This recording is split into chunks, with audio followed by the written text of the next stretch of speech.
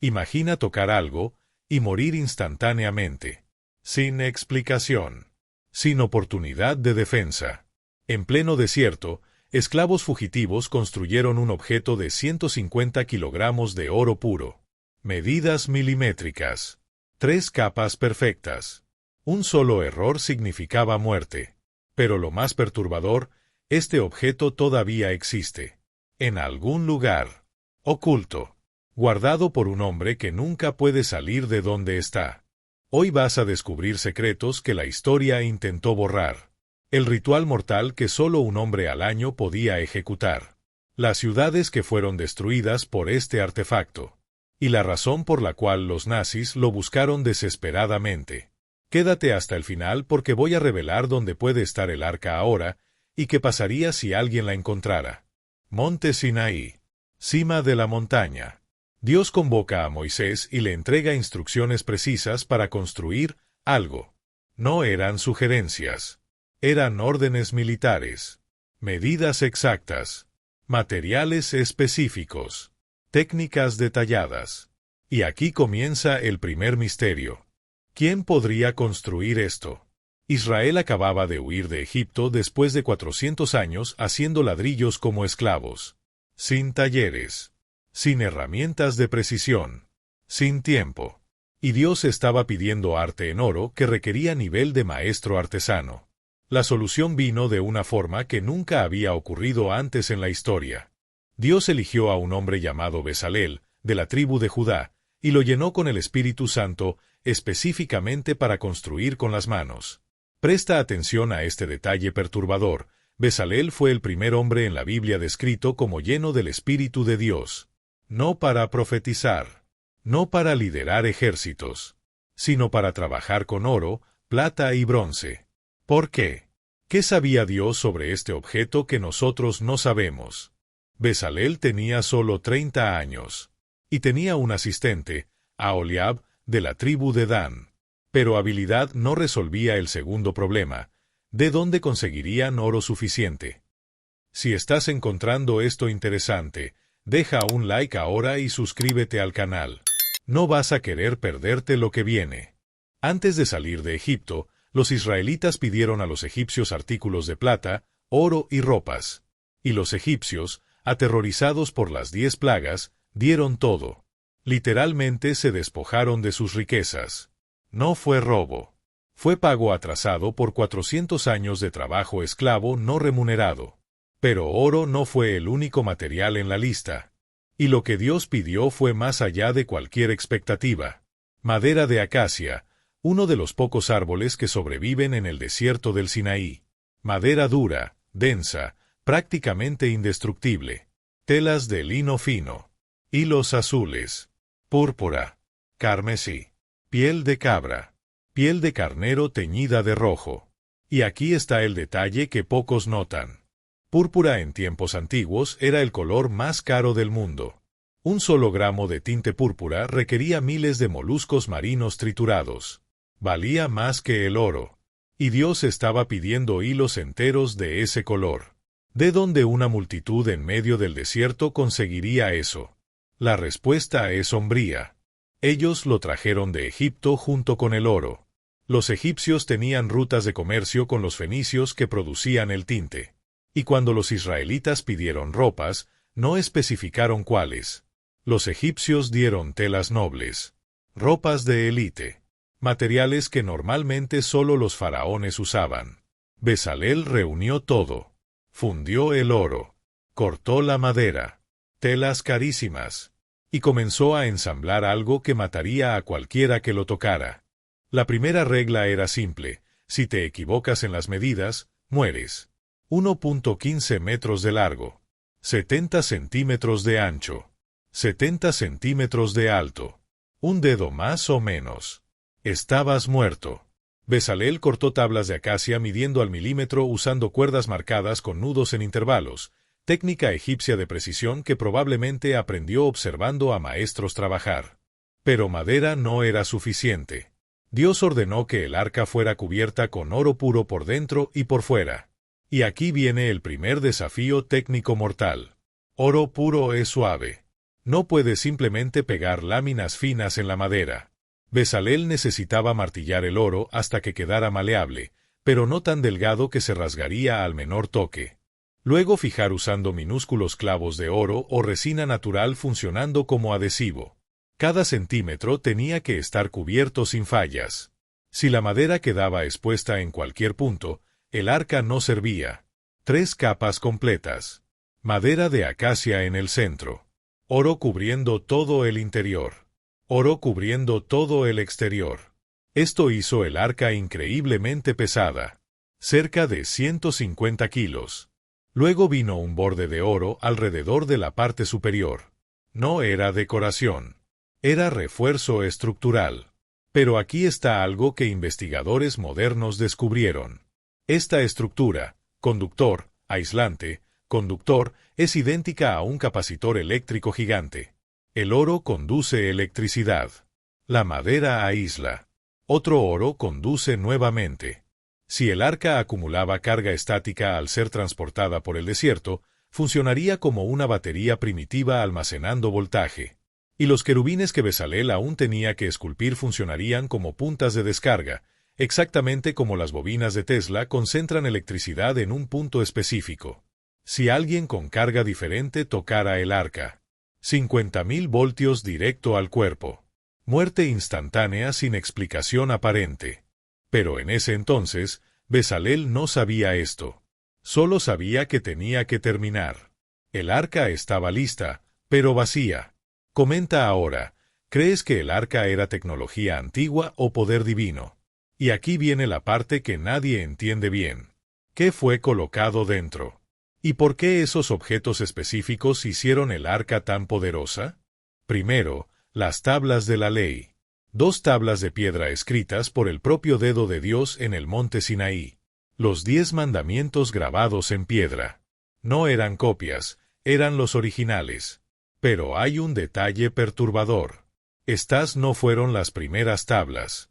Cuando Moisés bajó de la montaña la primera vez cargando las tablas originales, vio al pueblo danzando alrededor de un becerro de oro. En un ataque de furia total, arrojó las tablas al suelo. Se rompieron en pedazos. Dios ordenó hacer otras. Moisés cortó 2 tablas nuevas, subió la montaña de nuevo y Dios escribió todo nuevamente. Esas segundas tablas fueron colocadas dentro del arca.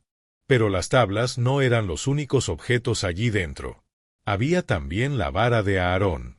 El pueblo de Israel estaba cuestionando el liderazgo de Aarón como sumo sacerdote. Entonces Dios ordenó una prueba. 12 varas, una de cada tribu, colocadas frente al tabernáculo durante la noche. A la mañana siguiente, 11 varas estaban exactamente como fueron dejadas. Secas. Muertas. Pero la vara de Aarón había florecido. Produjo hojas, flores y almendras maduras en una sola noche. Una vara muerta que floreció sola. Dios ordenó que esa vara fuera guardada dentro del arca como prueba física de que él había elegido a Aarón. Tercer objeto, maná. El pan que caía del cielo todas las mañanas durante los 40 años en el desierto. Y aquí está la parte extraña. Si intentabas guardar maná para el día siguiente, se pudrió y llenó de gusanos. Pero el maná dentro del arca no se pudrió. Fue preservado por siglos sin refrigeración, sin conservantes. Solo Dios manteniéndolo fresco.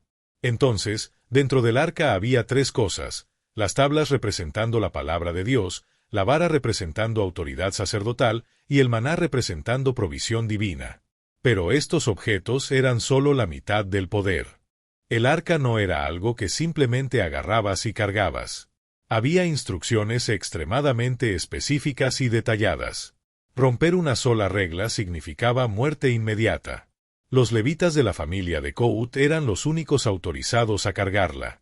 Pero ni siquiera ellos podían despertar y simplemente tomar las varas. 7 días de preparación antes de cada transporte. Lavado ceremonial 3 veces al día con agua mezclada con cenizas de vaca roja. Abstinencia sexual completa durante toda la semana. Ayuno parcial. Ofrendas de purificación quemadas en el altar. ¿Por qué todo esto? Porque tocar el arca en estado de impureza no solo te mataba a ti. La ira de Dios podía caer sobre todo el campamento. Era responsabilidad colectiva. Si todavía no te has suscrito, hazlo ahora, porque lo que viene es aún más perturbador. Cuando el campamento necesitaba moverse, los sacerdotes entraban al lugar santísimo. Quitaban el velo que separaba el lugar santísimo y con él cubrían el arca. Luego colocaban una cubierta de piel de animal marino encima y un paño completamente azul, especialmente. Solo entonces se insertaban las varas en los anillos. Y aquí está la regla que mató gente. Solo los levitas podían cargarla. Y ni ellos podían tocarla directamente. Las varas eran la única forma permitida. 2 hombres de cada lado sosteniéndola sobre los hombros, caminando sincronizados. Porque si uno tropezaba y el arca se balanceaba demasiado, alguien podía instintivamente intentar sostenerla. Fue exactamente eso lo que le pasó a Usa. David estaba transportando el arca de vuelta a Jerusalén, pero cometió un error crítico desde el inicio. Colocaron el arca en un carro nuevo de bueyes. Parecía práctico, parecía seguro. Pero Dios nunca autorizó cargar el arca en carro, solo sobre hombros de levitas usando las varas. El carro siguió. Todo aparentemente tranquilo hasta que los bueyes tropezaron. El carro se sacudió violentamente. El arca comenzó a deslizarse. Usa, que caminaba al lado, vio lo que estaba por suceder y extendió su mano. Tocó el arca.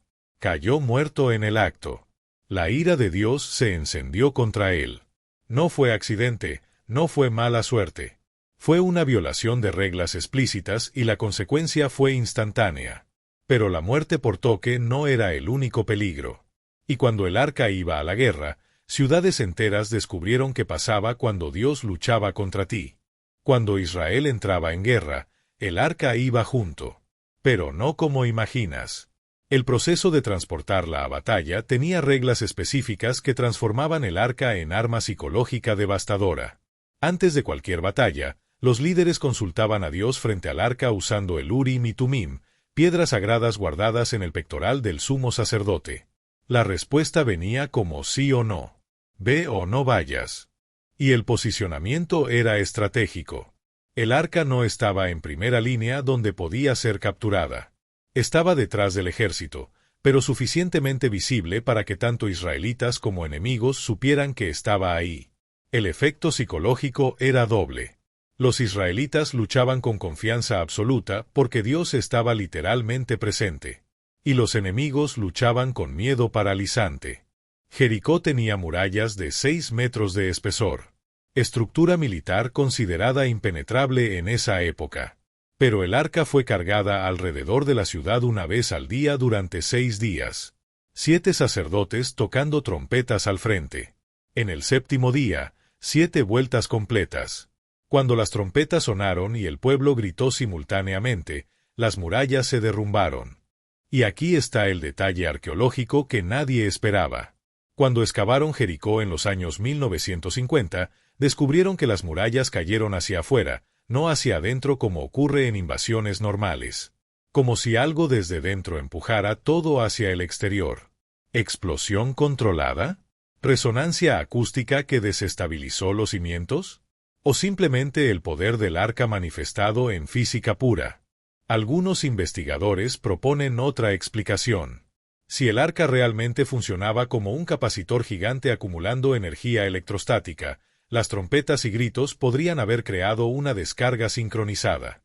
7 trompetas generando frecuencias específicas. Miles de personas gritando al mismo tiempo. El arca liberando toda la energía acumulada en un pulso electromagnético.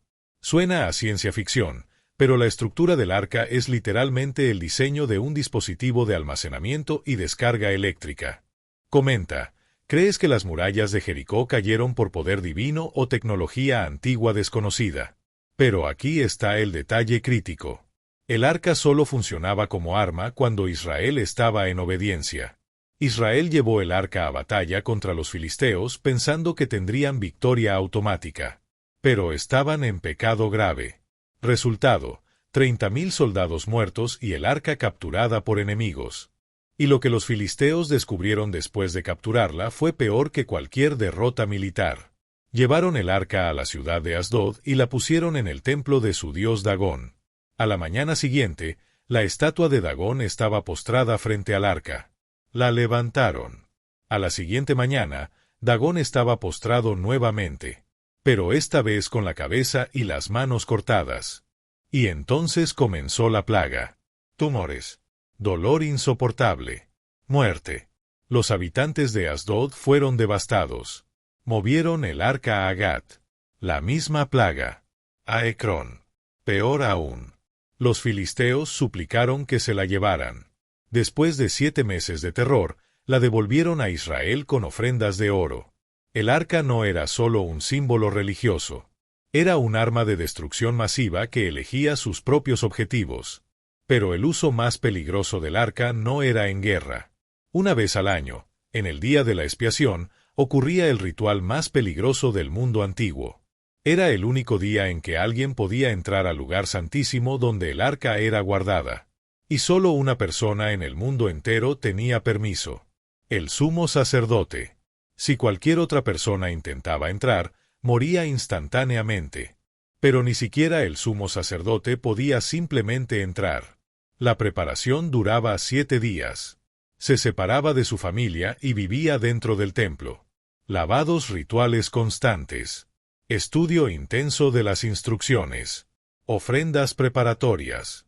El mismo día tomaba un baño ceremonial completo, se vestía con ropas específicas de lino blanco sin ornamentos de oro, y sacrificaba un toro como ofrenda por su propio pecado primero. Luego tomaba un incensario lleno de brasas del altar, llenaba sus manos con incienso aromático molido y entraba. Y aquí viene la parte que pocas personas entienden. El incienso no era decoración. La nube de incienso era para cubrir el propiciatorio para que él no muriera.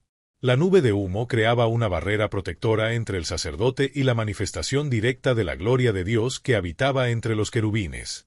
Si entraba sin suficiente incienso, veía la gloria descubierta y moría. Si el incienso estaba mal preparado, con ingredientes que no fueran los ordenados, moría. Cada paso tenía que ser exacto. Después de crear la nube protectora, salía, tomaba sangre del toro sacrificado y volvía a entrar. Con su dedo rociaba sangre 7 veces sobre el propiciatorio y 7 veces delante de él. Esa sangre cubría simbólicamente los pecados de Israel por un año más. El ritual completo tomaba cerca de 15 minutos dentro del lugar santísimo. 15 minutos en los que el sumo sacerdote estaba solo con la presencia física de Dios. Sin testigos. Sin ayuda. Sin comunicación con el exterior. Si algo salía mal, caía muerto y era dejado ahí hasta el año siguiente cuando otro sumo sacerdote entraría. Por eso algunos textos judíos mencionan que ataban una cuerda al tobillo del sumo sacerdote. Pero esto probablemente es leyenda desarrollada posteriormente. Lo que sabemos con certeza es que nadie podía entrar a ayudar si él moría. Este fue el uso ritual más importante del arca. Un encuentro anual entre el representante de Israel y Dios, mediado por sangre, humo y obediencia perfecta. Pero después de siglos funcionando exactamente así, algo ocurrió. Si esto te está perturbando, deja un like y comparte este video. La historia se pone aún más oscura. Y el arca desapareció de la historia sin dejar rastros. 586 a.C. Los babilonios invaden Jerusalén. El templo de Salomón es quemado hasta los cimientos. Y cuando los soldados entran al lugar santísimo, nada.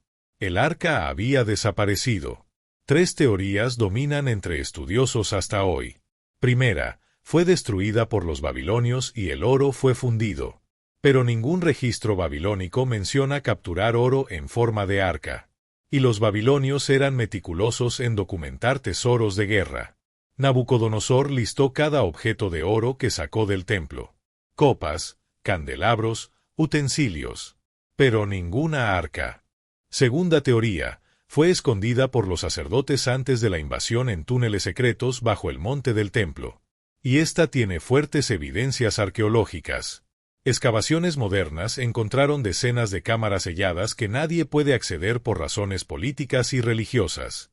Los judíos no lo permiten porque es lugar sagrado. Los musulmanes no lo permiten porque construyeron mezquitas encima. En 1981, un rabino llamado Yehuda Hetz estaba cavando túneles bajo el Muro de los Lamentos cuando encontró un corredor bloqueado llevando directamente debajo del monte del templo. Pensó que el arca estaba allí.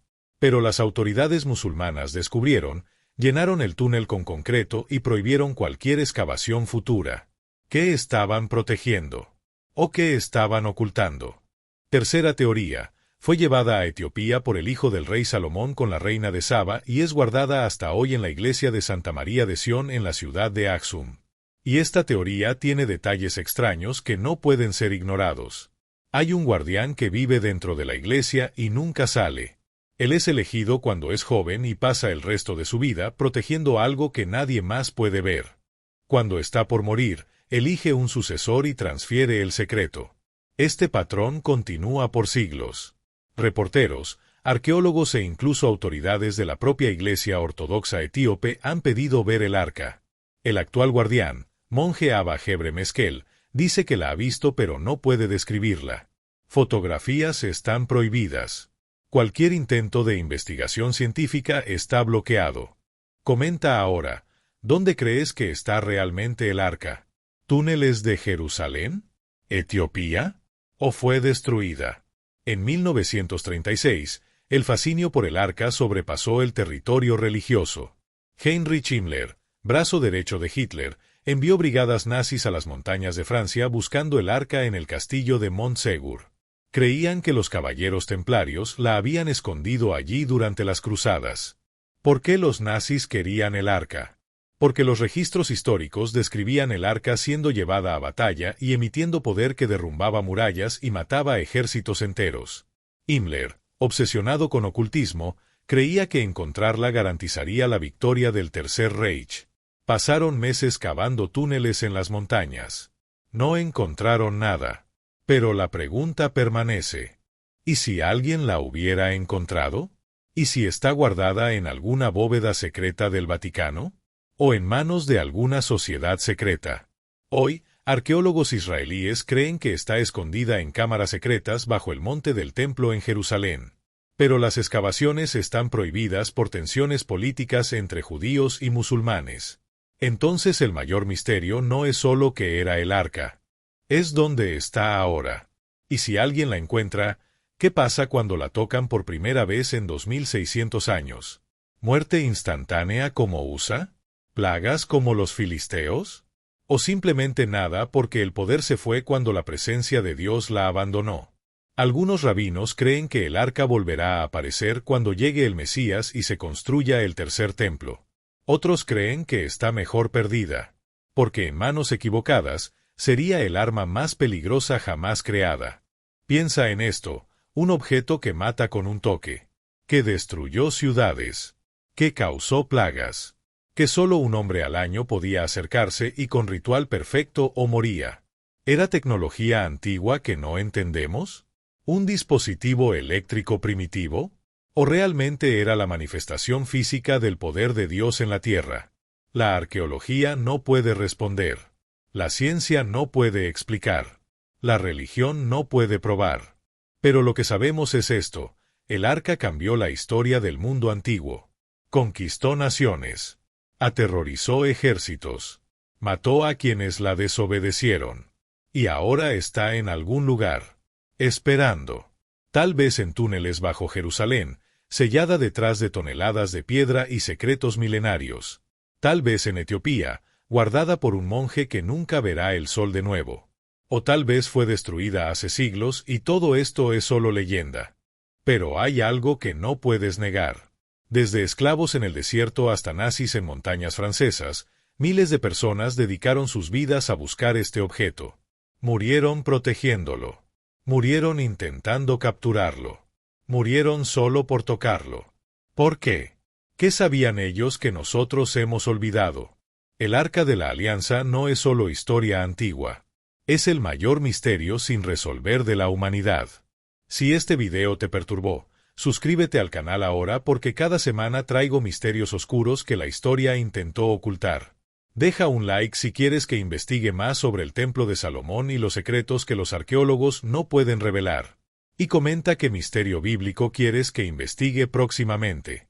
En 2600 años después de que el arca desapareciera, el rey Salomón construyó el templo más caro e imposible del mundo antiguo específicamente para guardarla. Piedras de 400 toneladas movidas sin máquinas modernas. 150.000 hombres trabajando 7 años. Oro que cubría cada superficie. Pero lo más perturbador son los túneles secretos bajo el templo que nadie puede excavar. ¿Qué están ocultando? Descúbrelo en el próximo video. Hasta el próximo misterio, si es que sobrevivimos para contarlo.